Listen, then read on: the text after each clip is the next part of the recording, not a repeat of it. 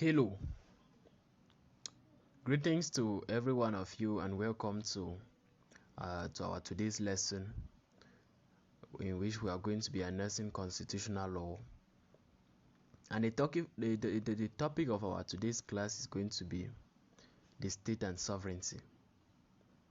And this is a very vital topic when it comes to your public concourse as far as constitutional law is concerned.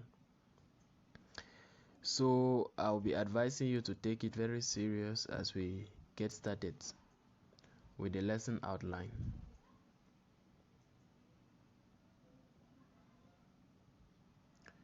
So in our today's lesson, looking at the topic, the state and sovereignty, this is the outline of our lesson. We shall be looking at what the state is. We shall discuss the state and the nation. We shall look at the constitutive elements of a state. We shall look at the state as a legal personality. We are going to look at the function of the state. We are going to discuss the creation of a state under international law. We are going to look at the case of Cameroon. So that is our program, the course outline for today's lesson. So without wasting of time, we start. What is a state? A state is simply a geographical area in which a population live and are under the control of a sovereign government.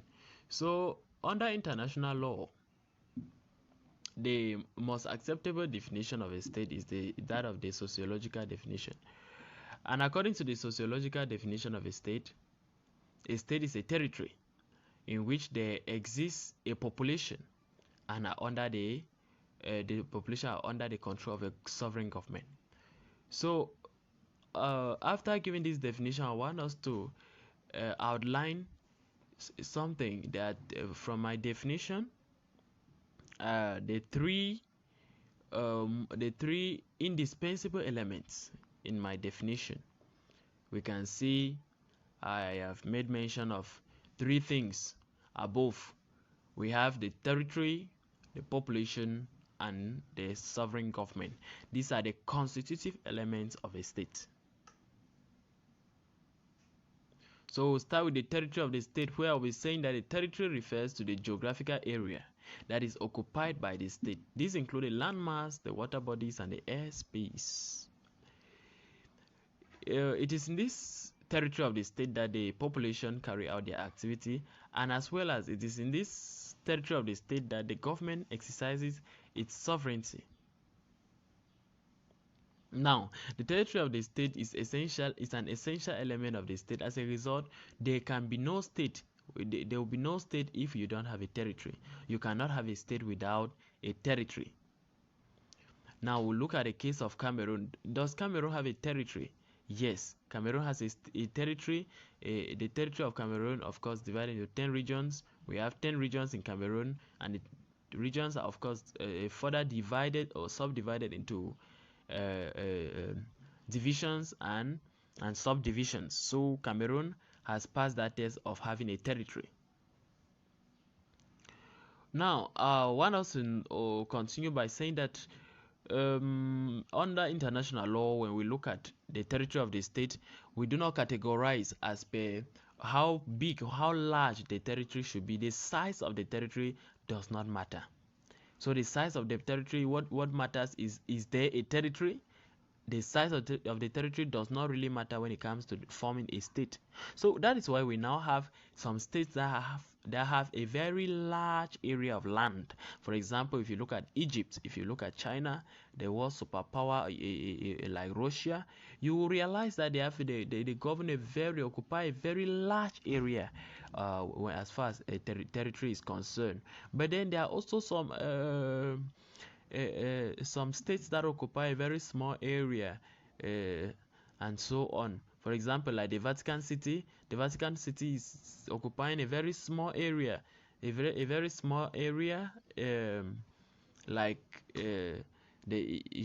should be equivalent to about a particular town in Cameroon, for example, not up to a region. of course. So um the size of the territory does not really matter when it comes to the formation of a state. Now, to this rule of the state, the territory of the state, we are going to be outlining some exception. If do you know any state that exists without a territory?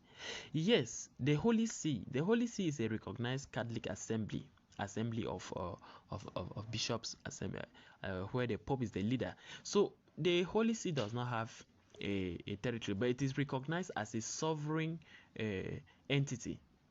Then we're going to also be talking about the Sovereign Military Order of Malta, which is governed, of course, by the Grand Master. The Sovereign Military Order of Malta is also a Catholic organization, and it is a sovereign. It has been recognized internationally by the international community as a sovereign state.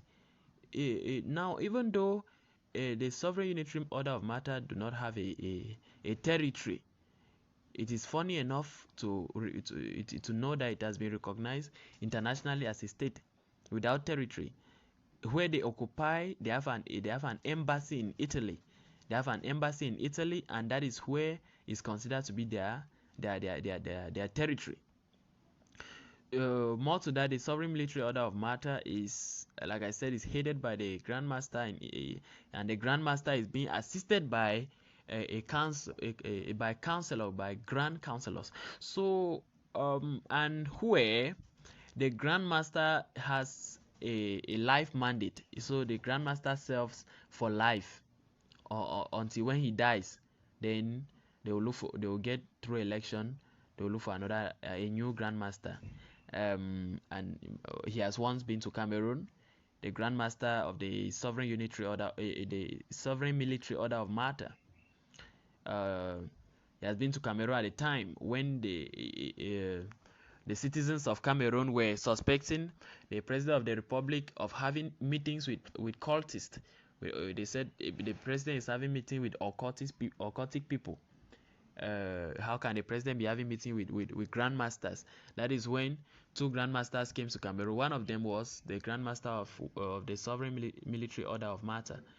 Now, after looking at the population, the territory, without wasting of time, we'll go ahead and we'll have to look at the population of the state. Yes, when we talk of the population, I believe you have done geography before today. You have attended primary school, you have attended secondary school, you have attended high school. At this, you know from geography or something, you know what we mean by population. You have attended a party where they said there was population. You have attended. What is population? Population simply refers to the sum total of the people living in a particular area at a particular time. We call that what? Population. So the population of the state simply refers to the sum total of all the people living in that state at that particular time. And now the population of a state is an essential element. The population is an essential constitutive element that must be present for the existence of a state. So now it includes all the nationals and the non-nationals. Well, the nationals are the citizens of the country that have the nationality of the country. And now the non-nationals can be refugees, people who ran away from their own country in time of war and they are inhabiting in the current recipient country. We have foreigners, people that have foreign nationalities like Nigerians, Chadians here in Cameroon, and then we also have stateless persons. So when we talk of non-nationals, we mean refugees, foreigners, and stateless persons that do not have nationality. Like someone without an ID card, the person does not have nationality, is a stateless person. Okay, now the question now that runs through your mind is, how can I become a national of a country? How to gain to become a citizen of a country, or to become a national of a country is so simple. There are two ways by which you can become a national. You can become the citizen of a country through number one, We have nationality. You can obtain nationality by birth. You can obtain nationality by birth, and obtaining nationality by birth suffices if and only if you were born on the territory of that land, of that country. That's you're being born on you're being born in that country. That's why we call it jus soli. As you can see, jus soli simply means being born on the soil, being born on the territory of a particular country. So you can obtain nationality as a result of the fact that you were born in Cameroon. Whether you were being born of Nigerian parents and Nigerian father and Ghanaian mother, but the fact that you were born in Cameroon grants you the permission of obtaining Cameroonian nationality. And number two, you can also obtain nationality by a blood relation. So because maybe you were born in China, but now your mother is a Cameroonian and your father is a Ghanaian. For example, you can acquire Cameroonian nationality if one of your parents, your mother or your father, or both of them are Cameroonian. So we said you have acquired nationality by blood relation. Here we call it jus sanguinis, nationality by blood. Now, alternatively, you can also acquire nationality by means of naturalization.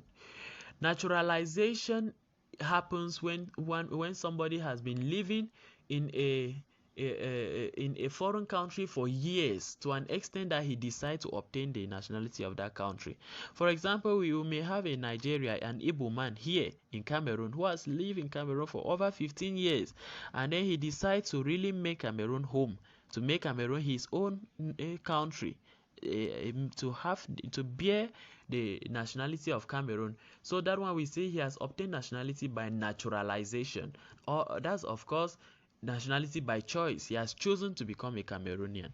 He has chosen to become a Cameroonian. Then he now naturalized to become a Cameroonian by obtaining a Cameroonian nationality. And of course, one of the things you should know is that or by obtaining the nationality of Cameroon, he will be losing his Nigerian nationality, simply because Cameroon does not accept dual nationality. So you cannot be a Cameroonian and then you are a citizen of another country. Cameroon does not accept dual nationality. By obtaining a foreign nationality, you are indirectly losing Cameroonian's nationality in the process. Then I would like to mention that this is one of the problems that we are facing. I mean, some of us Cameroonians who are living out of Cameroon, I mean the Cameroonian diaspora, for example, they are this one of the challenges they are facing as Cameroonians living outside, and the fact that they cannot have double nationality. If they try, for example, Cameroonians in Canada, if they try getting Canadian nationality, they are indirectly losing Cameroonian nationality in the process. By the time they must have acquired that nationality, they must have denied themselves being Cameroonian. So and since with the love they have for the country, they decide to maintain their nationality as Cameroonians, but living in Canada for over 25-50 years and so on. So but that's one of the things that the challenges they're facing, and we're hoping that the government is going to address that situation with time. Now, nationality, when it comes to nationality, it's also good to note that some countries are there, they sell nationalities. There are prizes. When you go online, you realize that there are some countries that have prizes. You can buy the nationality of their country, and then you'll be granted just by you just choose. I would love to have the nationality of this country. You will choose it. You can have the nationality. You can buy it, and then immediately you'll be granted the nationality of that country. If for example, but now if you're a Cameroonian, for example, it means by gaining that nationality, you are doing what, you are losing your original nationality as a Cameroonian. Therefore, that's what we'll talk about population. That's what we mean. And to be recognized as a state, I would like you to now know that the population here, the size of the population does not really matter. The number of people, there's no specific number of people that you must have before you think of forming a state. When we say population, it simply means what? Two or more people. Two or more people already form a population. A population means two or more. So it does not necessarily mean For example, China has a population of 1.5 billion. Yes, in 224, India surpassed China with a population of 1.7 billion.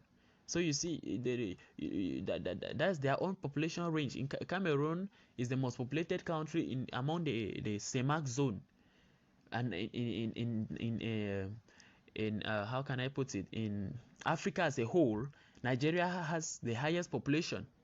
So yet there are still countries with very small people. For example, the Vatican City started with five citizens. So 2 or more people already form a population. So if you can have a territory, you have population, and then what you need again now to form a state is this a sovereign government. This is 2 in 1, because you need a government and of course you need sovereignty. So this is I'm going to be explaining it one after another. We'll say sovereign government. There are 2 different constitutive elements: the government and then sovereignty. So when we say government, what does it mean? Government here refers to the power to control, of course, to control over the state. So you should have a government that controls. When we talk of government, we are referring to the lawmaking arm of government, which is the legislative, the executive, and the judiciary. You should have them. If you should have the government that is currently ruling that area, that is currently exercising power over that your land, and over the people, the population of the state you are talking about. You should have a government that's currently under that they are under the control of that particular government, for them for you to be recognized as a state. Now, when we talk about sovereignty, it's simple to note that sovereignty is simply the power of autodetermination. That is, sovereignty is the power to govern yourself by yourself, to manage yourself by yourself, without being accountable to any other person. That's sovereignty. With sovereignty, there's no accountability. Nobody is coming to ask you questions of why is it that you are not addressing the war in your country. Why is it that or someone will not come and surpass you and intervene into matters concerning your country, because you are a sovereign state. So that's why when the international community come to caution some aspects of life in Cameroon, the president of the republic will simply remind them that Cameroon is a sovereign state. As a result, we don't owe you any explanation. So when we talk of sovereignty, sovereignty is synonymous to independence. When we say you have sovereign, it means you are an independent state. You are not depending on any other state to survive. And sovereignty is therefore a cardinal principle in international law. Without sovereignty, there are a number of things that a state will not be able to achieve. For example, without sovereignty, a state will not engage in diplomatic relations. Without sovereignty, a state cannot carry out diplomatic relations. Without sovereignty, a state cannot be a member of the United Nations. So, for example, we will talk of the Somaliland. The Somaliland is part of Somalia, of course. It's part of Somalia that splitted off from the main country in time of war.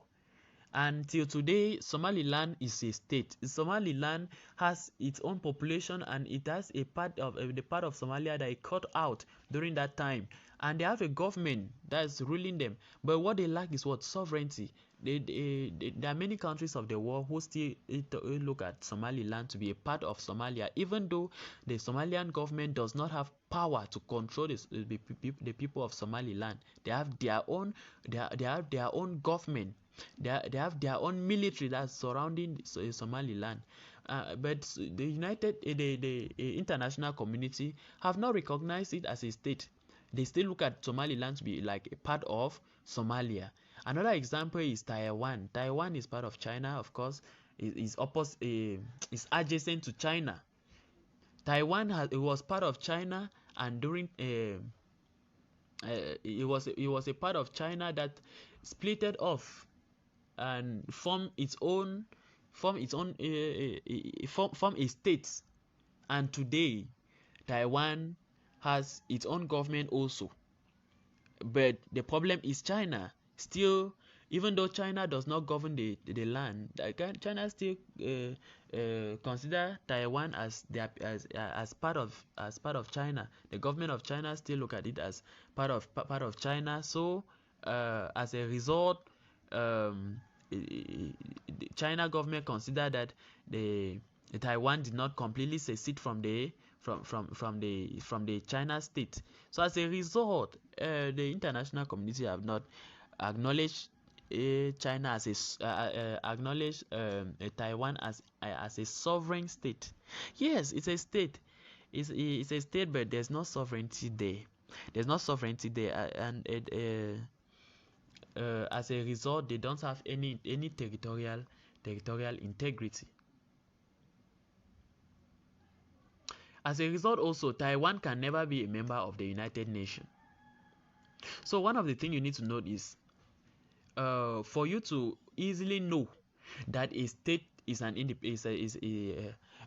state is a sovereign state is by checking whether or not that state is a member state of the United Nations, because any member of the United Nations is a sovereign state. Is a sovereign state. So, for example, let's look at the case of Cameroon. Is Cameroon a member of the United Nations? Yes. Starting from the territory, we said yes, Cameroon has a territory. Yes, there are people living in Cameroon. You and I were living in Cameroon, whether we are nationals or not. We have nationals and non-nationals. So we have a population. And now talking of government, yes, we have a government. We have a government that's divided into three arms: the legislative, the executive, and the judiciary. So we have passed all those tests now. What about sovereignty? Do we form a sovereign state? Yes, we form a sovereign state. Cameroon, of course, is a member of the United Nations. Yes, Cameroon is a member state of the United Nations. And as a matter of fact, the president of the United Nations, as we speak currently, is our former prime minister, meaning he's a Cameroonian, His Excellency Philemon Yang. So Cameroon is, of course, a very proud member of the United Nations. Cameroon is a sovereign state. As a result, I'll be leaving you with a food for thought. The case of the Southern Cameroonian and the ongoing crisis in the northwest and southwest regions of Cameroon, where the separatist fighters are fighting to secede from Cameroon and form their own states, and want to name it Ambazonia. So now, is it possible, according to you, after understanding this, is it possible for them to separate? Is it possible? What do you think? Can they form a state of their own? Do they have a territory? Do they have population? Do they have a government? Is it possible for them to form an independent, a sovereign state? The answer is what? No. The answer is no. It's not possible. It's not possible. They cannot. Cameroon is a unitary state. It's not possible for them. Why is it not possible? Don't they have a territory? Yes, they have a territory. Of course, the northwest and the southwest region, they have a territory that northwest and southwest put together is far larger than so many countries of the world. So they have a territory. They have a very large territory. What about the population? Yes, northwest and southwest is inhabited by people. Yes, so they have a population. Do they have a government? That's where they fail, because they do not have a government. They needed to be able to show us a government that is currently ruling the northwest and southwest region. But as we speak right now, what we know is the government that is passing orders in the northwest and southwest region of Cameroon is still the government of Cameroon. So they do not have a government. They do not have a government. As a result, they cannot be recognized as a state. Number two, even if they have a government, they should have a sovereign government. A sovereign government that is sovereign enough to be a member of the United Nations. So with all this, we would be free to say that no, it is not possible for them to secede from Cameroon and form a sovereign state. So now this brings us to the case of Cameroon when it comes to it brings us to the brief history of Cameroon. The brief history of Cameroon, like when it comes to Cameroon, how did Cameroon become a state? Cameroon became a state through decolonization. After, of course, we know about the arrival of the Europeans in Cameroon for colonial purposes. They came to acquire territories in Africa. So, and Cameroon was one of those territories. Cameroon was um, annexed by the Germans. The Germans annexed Cameroon, and then uh, the Germans administered Cameroon until the outbreak of the First World War, which ended in Cameroon in 1916, when the Germans were defeated and they had to leave Cameroon. And Cameroon was later partitioned between Britain and France. But after the Second World War, after the failure of the League of Nations and the creation of the United Nations organization, the United Nations they came out with a strategy that for there to be world peace and no further war in the entire world, two things need to be abolished. Number one, slavery and slave trade should be abolished with an immediate effect, and that is how slavery and slave trade came to an end. The second thing was that countries, superpowers or colonial masters, should grant independence to their baby countries. As a result, Cameroon was granted independence from France and Britain, and this is how Cameroon got her independence, as a result becoming a state of its own. So Cameroon got independence from France first on the 1st of January 1960. Cameroon became a state, and later on Cameroon through a plebiscite got her independence from Britain, and the southern part of Cameroon got independence on the 1st of October 1961, and through a plebiscite joined the Republic of Cameroon as a federation. And later on in 1972, under the presidency of His Excellency Amadou Ahidjo, through a referendum operation, he changed the form of state from a federal state to a unitary state. Until today, we are enjoying the unitary form of state in Cameroon till date, thanks to the referendum of 1972. So when we look at all this as per whether or not Cameroon is a sovereign state, we will say that the case of Cameroon speaks for itself, and of course we will say it is res ipsa loquitur. Now I will go ahead to the next subheading, where we'll be talking on the legal entity. We'll be looking at the state as a legal entity.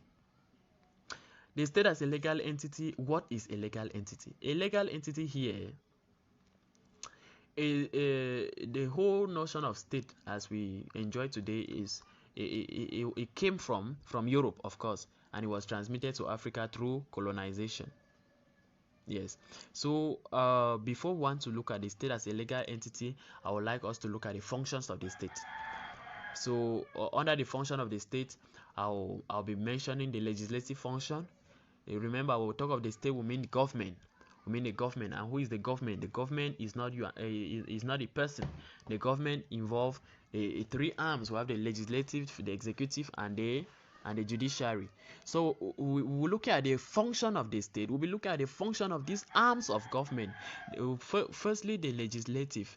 They have the role to make law and control the government. So lawmaking is the role of the government. So what's the function of the state? One, to make what? To make laws. Two, the executive function, they have the function to administer the country. They have the administrative rule.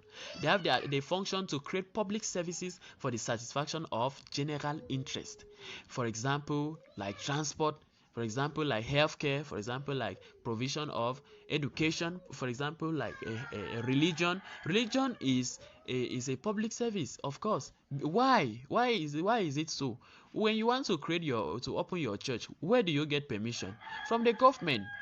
For them to know if it is really necessary, if it is possible, if it is necessary, and in the place where you want to place a church, because they care for the religious need of the people. The people should be free to worship whatever they want to worship as God, be they Christians, Muslims, or animists. Then now we have the judicial function. When we come to the judicial function, they will be saying that the government or the state has the rule to administer justice in accordance with the law. So the judiciary is made up of what? The courts and tribunals, with the Supreme Court being the highest court of the land. The courts are there to do what? To interpret the law and to pass judgment or to settle disputes in accordance with the law. In the judiciary arm of the government, it is made up of magistrates, and when we are talking about magistrates, there are of two categories. We have magistrates of the legal department, who are known as state prosecutors, and then we have the magistrate of the bench, that are generally known as judges. Then we also have court registrars who work within the judiciary. Then now, how can a state be created? Like I said already, the state it originated from Europe. At that time in Africa, we had kingdoms, we have chiefdoms, we have traditional rulers that were ruling our various villages.